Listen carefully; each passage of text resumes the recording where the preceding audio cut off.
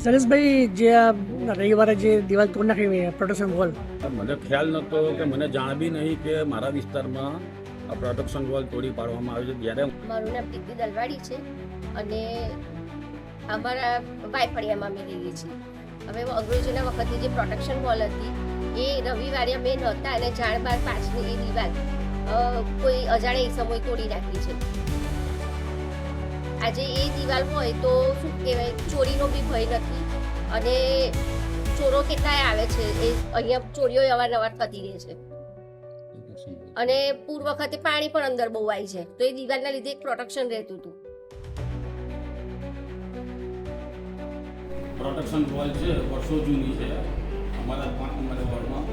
નગરપાલિકાની પરમિશન વગર બાંધકામ તોડી પાડી છે, વોલ તોડી પાડી છે.